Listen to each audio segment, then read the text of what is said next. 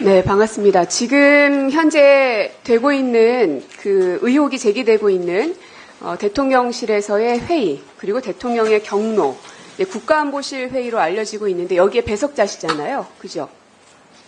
대개 일주일에 한 번씩 배석을 하고 있습니다. 네. 그 외에 또 어떤 배석자들이 있었습니까? 어떨 때는 비서실하고 같이 보고를 드리는 날도 있고 분리해서 하는 날도 있는데 보통 안보실만 따로 할 경우에는 1차장, 2차장, 3차장 그리고 필요하면 일부 비서관이 같이 할 때도 있습니다. 네. 마이크 잘 안 들립니다. 좀 조용해 주시고 마이크 좀 가까이 해 주십시오. 네. 네. 그러면 그 회의 자리에서 대통령이 경로하셨습니까?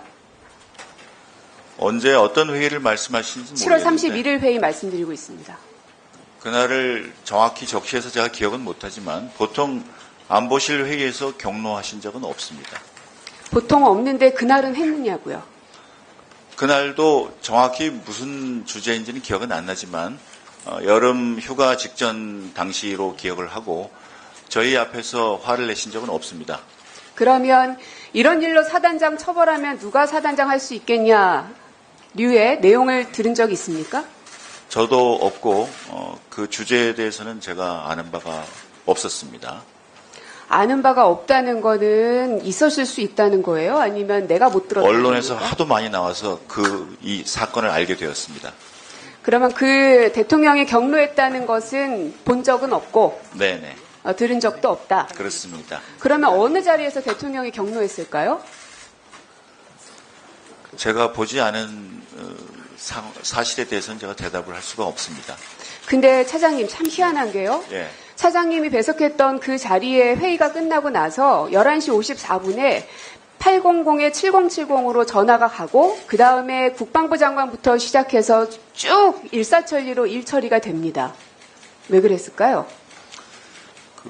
그것도 제가 잘 모르는 내용이고 어쨌든 그날 점심 이전에 회의가 끝났을 것인데 합리적으로 생각을 해보면 네. 회의가 끝난 바로 직후 시간대에 대통령실로부터 걸려온 국방부 장관에게의 그 전화로 인해서 모든 것들이 일사천리로 진행이 됩니다. 이상하지 않습니까? 누가 어떻게 누구에게 전화를 했는지는 제가 모르는 얘기지만 대통령의 입장에서는 궁금한 게 생기면은 어떤 실무자에게건 수시로 전화를 하시는데 그 전에 이루어진 안보실 보고에서 이 사건이 보고되지는 않았습니다. 대통령이 수시로 누군가에게 전화는 하신다. 그러면 대통령께서 전화하셨을 수도 있겠네요. 평소에 일하는 방식이 궁금하면 물어보시는데요. 그날 일과 이 사건이 서로 연관된다고는 제 지식에는 지금 연관이 되질 않습니다. 그날은 무척이나 중요한 날이었습니다. 그리고 7월 31일에 그 회의 이후에 800-7070 전화 이후에 국방부 장관이 움직였습니다. 누가 전화했길래 국방부 장관이 움직였을까요?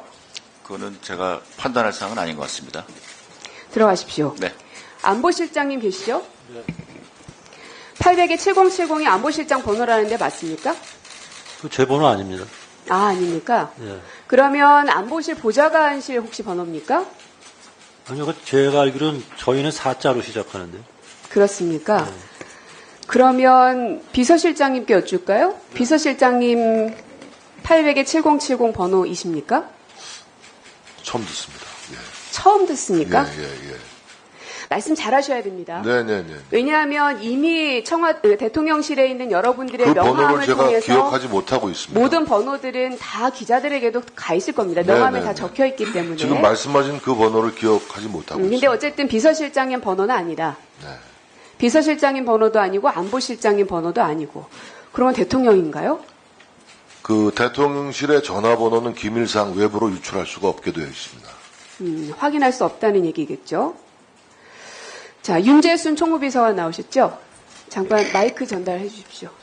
총무비서관은 대통령실에 있는 모든 이 내부 업무들, 그야말로 살림살이 이런 걸 총무에서 다 하시죠? 예. 네. 전화번호가 이 800-7070이 도대체 누가 전화했냐? 그리고 어느 방에서 쓴 전화이냐. 저는 사실 안보실장 라인을 좀 의심을 해봤는데 4자로 시작한다고 말씀을 확인을 해주셔서 결국 안보실은 아닌 겁니다. 그리고 비서실장 방도 아닌 겁니다. 그럼 지금 큰 덩어리 2개가 제외가 됐습니다. 그럼 대통령실 집무실인가라는 이제 의심을 갖고 있는 겁니다. 지금 대통령실에서 쓰고 있는 여러 회선들이 있죠? 예. 네. 회선 관리 어떻게 하시죠? KT에서 직접 합니까? 그거는 국가안보와 무슨 대통령실의 국가안보입니까? 보안 관리에 관한 사항이기 때문에 그건 말씀드릴 수가 없습니다. 이 회선 관리는요, 대통령실과 같은 중요 기관은 물론이려니와 일반 회사들도 KT에서 직접 하지 않고, 이 사설교환기라는 걸 설치해서 거기서 일괄적으로 합니다. 맞습니까? 그것도 말씀드릴 수 없습니다. 그러면 뭘 말씀드릴 수 있습니까? 제가 답변할 수 있는 사항을 질문하시면 성심성의껏 그러면 답변하겠습니다. 이러한 회선 관리 업체라든지 계약 이런 것들은 다 총무에서 하는 거 맞지요? 그렇습니다. 네. 그러면 이 전화 회선이 재배치됐다는 이야기가 있습니다. 들어본 적 있으십니까? 그것도 말씀드릴 수 없고요. 제가 전화번호 재배치하고 그런 자, 올 기억은 초에 없습니다. 회선이 재배치됐다는 이야기들이 나오는데 이것은 누군가가 이 전문가가 손을 만져서 했을 테이기 때문에 이것은 뭐 비서관님께서 비밀로 한다고 해서 비밀이 되어지지는 않을 것 같고요. 이 사설교환기를 관리했을 업체가 분명 있을 겁니다. 그 계약 관계는 당연히 총무비서관실에서 했을 거고요. 통상적으로 이런 업무들은 다 총무에서 하시잖아요. 맞죠? 많은 계약이 이루어지고 있는 것은 사실 많은 계약이 이루어지고 있고 그 가운데 이것도 충분히 총무밖에는 할 수 없는 일입니다. 그러면 이 회선이 재배치가 됐는지 만약에 재배치한 게 확인이 되면 이거 증거인멸입니다. 동의할 수 없습니다. 회선 재배치가 확인이 됐음에도 불구하고 그것은 증거인멸에 해당되지 않는다. 우리가 보통 쓰던 핸드폰을 중요한 시기에 교체를 할 끊어주세요. 경우에 네. 증거인멸 자, 마무리해 주시기 바랍니다. 고민정 의원님.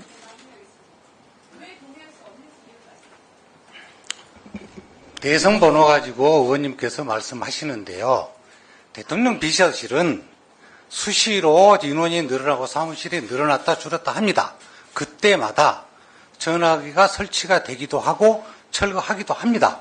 그러한 내용이 그 행위 자체가 무슨 증거인멸이라고 하시면 그거는 동의할 수 없다. 그 말씀을 드리는 겁니다. 사람 바뀐다고 전화 바꾸지 않습니다. 사건이 있어야 번호가 재배치되는 거 아닙니까? 그건 의원님 생각이시고요. 자, 고민정 의원님 수고하셨습니다.